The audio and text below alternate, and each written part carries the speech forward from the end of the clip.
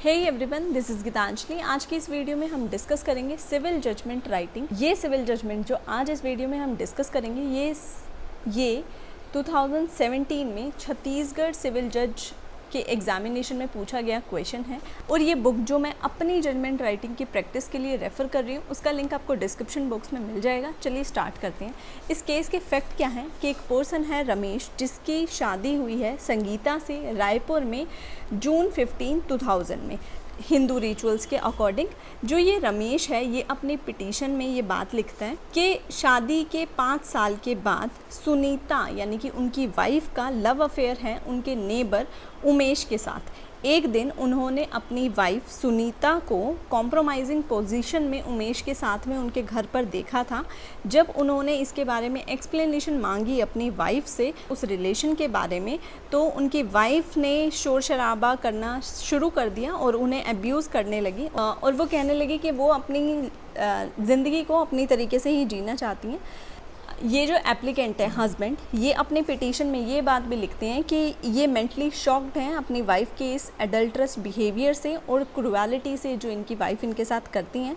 इसलिए ये रिक्वेस्ट करते हैं कोर्ट से कि इन्हें डाइवोर्स की डिक्री ग्रांट की जाए उनके फेवर में on the basis of cruelty and adultery of his wife. उसके बाद ये जो सुनीता है यानी कि नॉन एप्लीकेंट, उनकी वाइफ, ये डिनाई करती हैं इन सभी एलिगेशन को जो उनके हस्बैंड ने उनके ऊपर लगाए हैं। और वो कहती है कि ये जो अडल्ट्री का एलिगेशन लगाया है ये बिल्कुल फॉल्स है, बेसलेस है।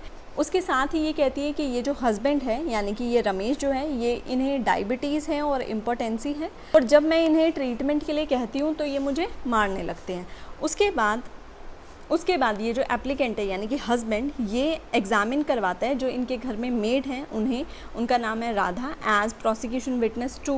ये राधा आती हैं कोर्ट में, ये बोलती हैं कि इन्होंने बहुत बार इनकी वाइफ को इनके साथ झगड़ा करते हुए देखा है और ये जो वाइफ हैं ये इनके साथ इल ट्रीटमेंट करती हैं। ये साथ ही ये भी कहती हैं कि ये जो नेबर हैं उमेश, इन्हें भी अक्सर देखा गया है कि ये इनकी वाइफ के साथ मिलते हैं जब ये एप्लीकेंट घर पर नहीं होते हैं। एक और नेबर को ये एग्जामिन करवाते हैं PW3, जो कोरोबोरेट करते हैं इस मेड की स्टेटमेंट से।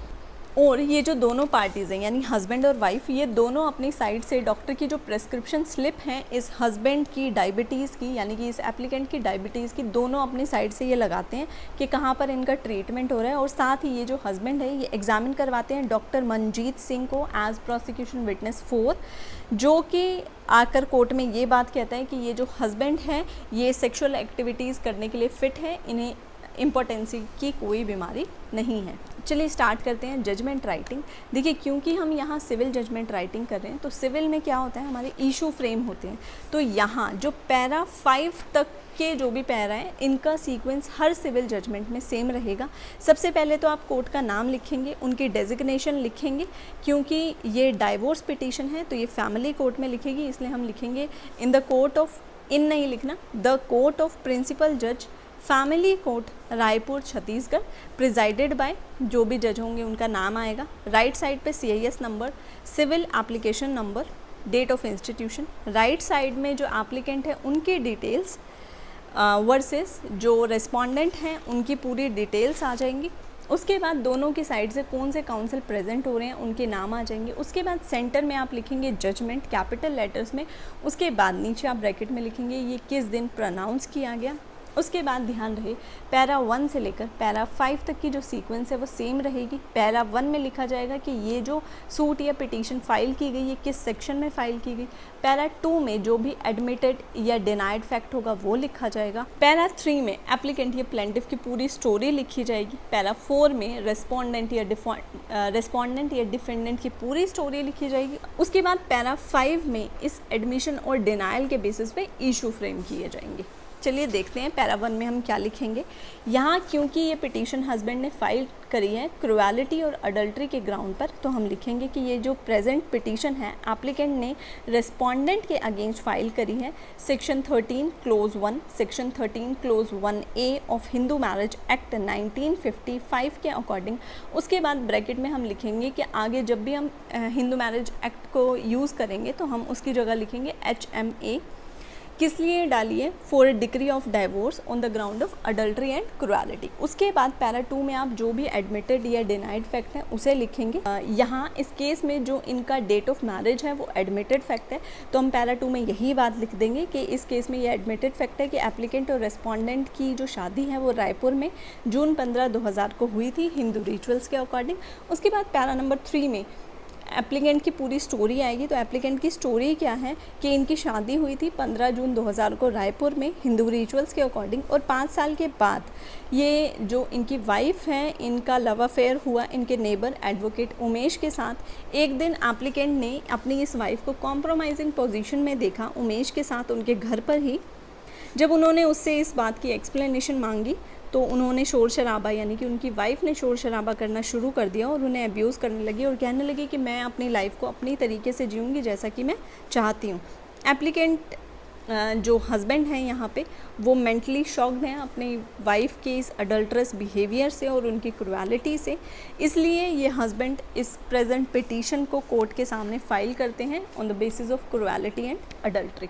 उसके बाद पैरा नंबर 4 में क्योंकि रेस्पोंडेंट की पूरी स्टोरी आएगी, तो यहाँ रेस्पोंडेंट की स्टोरी क्या है कि जो इनकी वाइफ है सुनीता वो अपने रिप्लाई में ये सारे एलिगेशंस को डिनाई करती है। उसके बाद साथ ही ये बोलती है कि इनके हस्बैंड ने जो ये एलिगेशन लगाया है एडल्ट्री का ये टोटली फॉल्स और बेसलेस है। उसके साथ ही ये वाइफ कहती है ये जो हस्बैंड है मेरे इन्हें डायबिटीज़ और इम्पोर्टेंसी है और ये इन्हें जब भी वो इन्हें इस ट्रीटमेंट के लिए कहती है तो वो इनके साथ मार पिटाई करते हैं। उसके बाद पैरा नंबर 5 में हम लिखेंगे कि दोनों पार्टीज़ के एडमिशन और डिनाइल के बेसिस पे ओरल एग्जामिनेशन जब कोर्ट ने इन दोनों पार्टी की करी ऑर्डर 10 रूल 2 में, ऑर्डर 10 रूल 2 ऑफ CPC में, और जो इनके डॉक्यूमेंट्स फाइल पर आए उन सबको देखते हुए कोर्ट ये इशू फ्रेम कर रही है। उसके बाद आते हैं हम इशू फ्रेमिंग पे। इशू कैसे फ्रेम किए जाएंगे कि एक पार्टी ने कोई बात कही हो और अगर दूसरी पार्टी उस बात को डिनाई करती है तो ही वो इशू बनेगा। अगर दूसरी पार्टी ने उस बात को एडमिट किया है तो वो इशू नहीं बनेगा। उसके बाद ये इशू कैसे फ्रेम होगा, हम लिखेंगे whether the respondent committed adultery by voluntarily having sexual intercourse with a person other than her husband after solemnization of her marriage।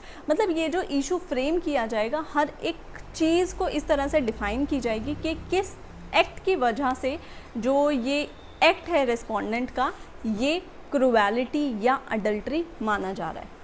उसके बाद नेक्स्ट हमारा इशू बनेगा कि क्या रेस्पोंडेंट यानी कि वाइफ ने हस्बैंड को यानी एप्लीकेंट को क्रुएलिटी के साथ ट्रीट किया है। उसके बाद जो नेक्स्ट इशू बनेगा वो रिकन्सिलिएशन का बनेगा। अब हम देखें तो क्वेश्चन में कहीं रिकन्सिलिएशन की बात नहीं की गई, बट जब भी ये फैमिली कोर्ट से रिलेटेड मैटर आते हैं तो हमें एक रिकन्सिलिएशन का मैटर बनाना होगा। और अगर सिविल केस का कोई मैटर आता है, सिविल सूट कोई आता है, तो हमें ADR का एक इशू बनाना होगा।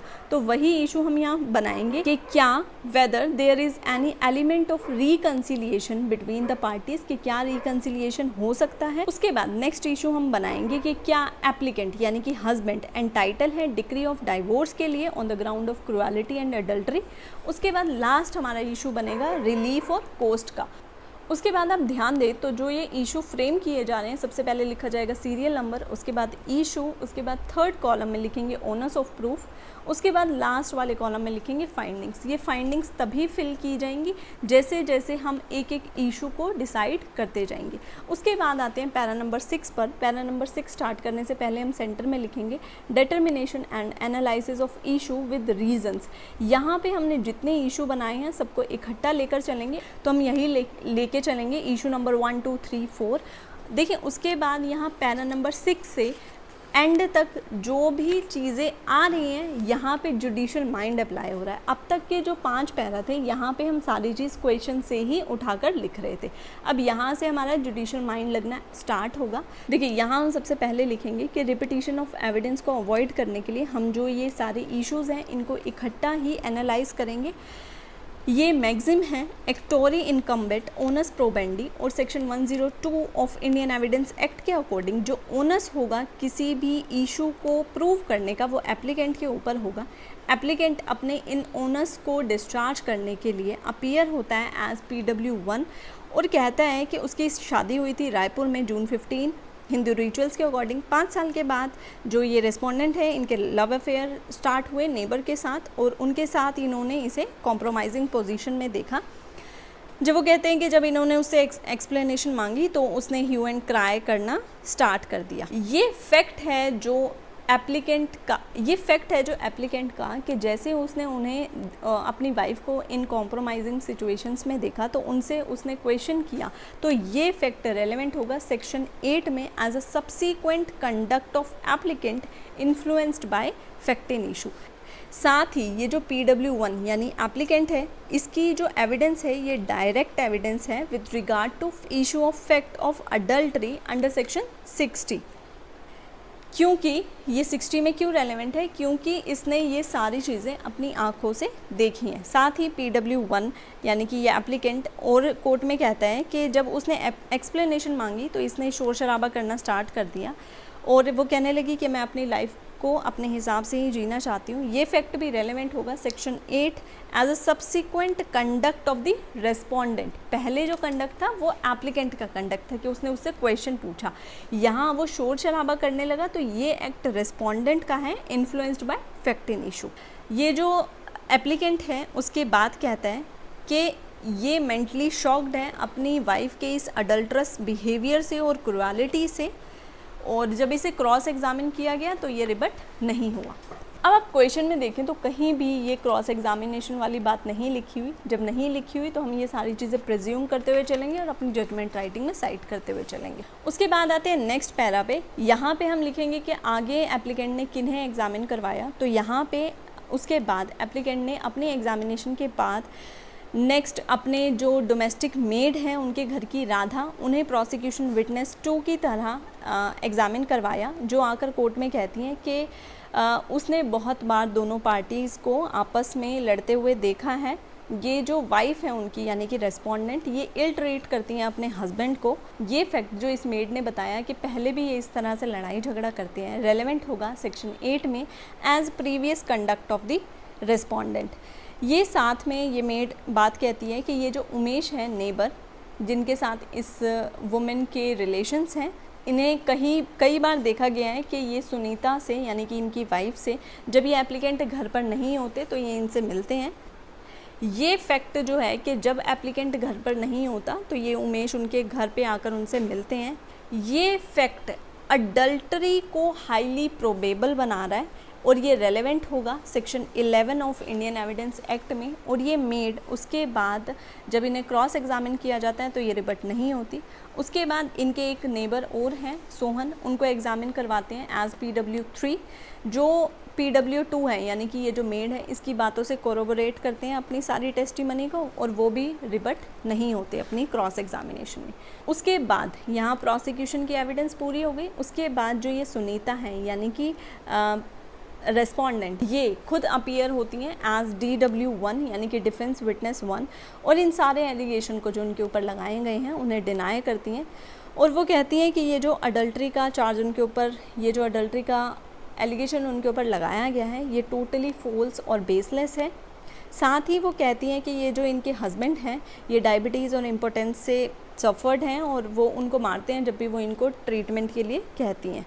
साथ ही इस जो इनकी वाइफ है इन्होंने बहुत सी प्रेस्क्रिप्शन स्लिप इस अपने हस्बैंड की डायबिटीज़ के ट्रीटमेंट की कोर्ट में लगाई, पर ये कोर्ट में ऐसा कोई रिकॉर्ड प्रोड्यूस नहीं कर पाई जिससे ये बात प्रूव हो कि इनके हस्बैंड जो हैं वो इम्पॉर्टेंट हैं। उसके बाद जब वाइफ ने ये बात कही तो एप्लीकेंट यानी कि इनके हस्बैंड ने भी प्रेस्क्रिप्शन स्लिप अपनी डायबिटीज़ की कोर्ट में प्रोड्यूस करी, और साथ ही अपने doctor Manjeet Singh as PW4 यानी प्रोसिक्यूशन विटनेस 4 को एग्ज़ामिन करवाया, जो आकर कोर्ट में कहते हैं कि ये जो एप्लीकेंट हैं ये फ़िट हैं सेक्सुअल एक्टिविटीज़ के लिए। जब PW4 को क्रॉस एग्ज़ामिन किया जाता है तो ये रिबट नहीं होते। उसके बाद पैरा नंबर 10 में हम लिखेंगे कि मैटर ऑफ रिकॉर्ड को देखते हुए जो कोर्ट के सामने है, कोर्ट ये बात कंक्लूड करती है कि एप्लीकेंट ने कोर्ट से डिक्री ऑफ डाइवोर्स मांगी है on the ground of adultery and cruelty. Adultery का जो मीनिंग है वो डिफाइन किया गया है 13 क्लोज 1 ऑफ HMA में, मतलब कि शादी सोलमनाइज होने के बाद अगर कोई भी स्पाउस वॉलंटरली सेक्सुअल इंटरकोर्स करता है किसी और के साथ अपने स्पाउस को छोड़कर तो वो अडल्ट्री है। इस केस में ये एडमिटेड फैक्ट है जब एडमिटेड फैक्ट है तो इसे प्रूव करने की ज़रूरत नहीं है कि जो रेस्पोंडेंट है यानी कि वाइफ DW1, इसकी जो मैरिज है ये सोलोमनाइज हुई थी एप्लीकेंट यानी PW1 के साथ, और ये PW1, 2 और 3 की अनरिबटेड टेस्टिमनी से ये बात क्लियर होती है कि ये जो DW1 है यानी कि ये जो वाइफ है, इनका लव अफेयर है एक पर्सन उमेश के साथ, और साथ ही उसके साथ इनके सेक्सुअल इंटरकोर्स भी हुआ है। जैसे कि PW1 ने अपनी टेस्टिमनी में बताया कि इन्होंने अपनी वाइफ को कॉम्प्रोमाइजिंग सिचुएशन में उस पर्सन के साथ देखा था। PW1 यानी कि ये जो हस्बैंड है ये आई विटनेस हैं, तो इनकी जो टेस्टिमनी है ये डायरेक्टली एडमिसिबल है सेक्शन 5 में। ये जो टेस्टिमनी है PW2 की कि ये जो रेस्पोंडेंट है यानी कि वाइफ जो है ये मिलती है उमेश से सस्पिशियस मैनर में, तो कोर्ट इन बात से ये चीज़ इन्फर कर सकता है कि ये जो DW1 है यानी कि जो वाइफ है इनके सेक्सुअल वॉलंटरली इंटरकोर्स हुआ है उमेश के साथ, और जो ये रेस्पोंडेंट है यानी कि ये वाइफ जो है ये इस बात को भी इन्होंने स्पेसिफिकली डिनाई नहीं किया है कि इनके उमेश के साथ कोई रिलेशन नहीं है। इन्होंने सिंपली ये बात डिनाई करी है कि ये जो एलिगेशन लगाया गया है वो गलत है, क्योंकि यहाँ कोई स्पेसिफिकली डिनाई नहीं किया गया, तो कोर्ट इस फैक्ट को एडमिटेड डीम करते हुए मेयर अडल्ट्री के एलिगेशन को डिनाई करना कि ये फॉल्स हैं, बेसलेस हैं, ये इससे रेस्पोंडेंट की लाइबिलिटी जो है वो पूरी नहीं होती। रेस्पोंडेंट को ये बात कोर्ट में प्रूव करनी थी जो कि उसने प्रूव नहीं करी, तो इस बात से ये प्रूव होता है कि ये जो रेस्पोंडेंट यानी कि ये जो वाइफ है इन्होंने वॉलंटरली सेक्सुअल इंटरकोर्स किया है उमेश के साथ एप्लीकेंट के साथ मैरिज सोलमनाइज करने के बाद। उसके बाद नेक्स्ट पैरा में हम लिखेंगे कि ये जो अनरिबटेड टेस्टिमनी थी PW1, 2, 3 की, इस बात से ये क्लियर होता है कि ये जो रेस्पोंडेंट है यानी कि वाइफ ये इल ट्रीट करती हैं अपने हस्बैंड को और उन्हें अब्यूज़ करती हैं। साथ ही ये बात जो है कोरोबोरेट होती है PW1 की स्टेटमेंट से, जो उन्होंने आकर कोर्ट में कही कि जब उन्होंने एक्सप्लेनेशन मांगी तो वाइफ के पास कोई एक्सप्लेनेशन नहीं थी। उसके बाद हम लिखेंगे कि क्रूएलिटी को सुप्रीम कोर्ट ने डिफ़ाइन किया है केस में NG Dastane versus S Dastane 1975 में, जिसमें सुप्रीम कोर्ट ने कहा है कि क्रूएलिटी जो है वो है फिज़िकल वायलेंस या इस तरह का कंडक्ट जो कि एप्रीहेंशन क्रिएट करे पिटिशनर के माइंड में कि वो अनसेफ है या नहीं रह सकता इस पर्टिकुलर बंदे के साथ। साथ ही एक केस था मनीषा त्यागी versus Deepak Kumar 2010 supreme court. इस केस में सुप्रीम कोर्ट ने क्रूएलिटी के इस मीनिंग को एक्सपेंड करते हुए कहा कि ये जो क्रूएलिटी है ये एक तरह का बिहेवियर है जो एबनॉर्मल और बिलो स्टैंडर्ड है। तो ऊपर प्रूव किए गए रेस्पोंडेंट के इस कंडक्ट से ये बात क्लियर होती है कि एप्लीकेंट के साथ मेंटल टॉर्चर किया जा रहा है और जो भी कंडक्ट उसके साथ किया जा रहा है वो बिलो स्टैंडर्ड है। PW4 की अनरिबटेड टेस्टिमनी से, ये PW4 थे वो डॉक्टर, उनकी अनरिबटेड टेस्टिमनी से ये बात प्रूव होती है कि ये जो प्रोसिक्यूशन विटनेस 1 है यानी कि ये जो एप्लीकेंट हैं ये इम्पॉर्टेंट भी नहीं है, और मतलब कि जो वाइफ ने कोर्ट में आकर जो भी अपनी टेस्टिमनी में कहा है वो फॉल्स है। उसके बाद PW1 ने अपने कुछ प्रेस्क्रिप्शन स्लिप्स भी कोर्ट में लगाई थी, जिस बात से ये प्रूव होता है कि जो इनकी वाइफ ने कहा था कि जब भी वो इसको ट्रीटमेंट के लिए कहती हैं तो ये उसके साथ मार पिटाई करता है, तो ये बात भी इनकी टोटली फॉल्स प्रूव होती है। इस बात से ये प्रूव होता है कि ये जो रेस्पोंडेंट है यानी कि ये जो वाइफ है अपने हस्बैंड के साथ क्रूएलिटी से ट्रीट करती है।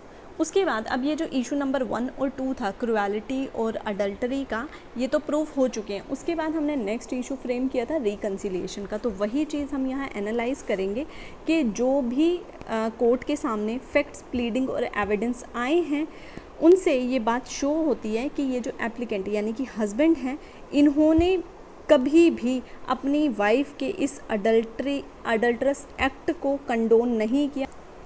तो जब इन्होंने उसका कोई एक्ट कंडोन नहीं किया तो ये एक्ट इस एप्लीकेंट का फुलफ़िल करता है सेक्शन 23B की रिक्वायरमेंट्स को, साथ ही ये सेक्शन 23 क्लोज 2 की रिक्वायरमेंट्स को फुलफ़िल करता है। इस सब चीज़ को ध्यान में रखते हुए कोर्ट को नहीं लगता कि कोई रिकन्सिलिएशन का एलिमेंट प्रेजेंट है पार्टीज़ के बीच में, इसके अकॉर्डिंग इशू नंबर 1, 2, 3 प्रूव होते हैं। एप्लीकेंट एंटाइटल है डाइवोर्स की डिक्री के लिए on the ground of adultery and cruelty, इससे इशू नंबर 4 भी प्रूव होता है। उसके बाद इशू नंबर 5 था हमारा रिलीफ और कोस्ट का। तो यहाँ लिखेंगे कि सारे इश्यूज़ को डिटरमाइन करने के बाद कोर्ट को लगता है कि एप्लीकेंट ने अपना केस प्रूव किया है और डिक्री ऑफ डाइवोर्स पास्ट होती है एप्लीकेंट के फेवर में, और ये फॉलोइंग रिलीफ उसे ग्रांट किए जाते हैं। क्या?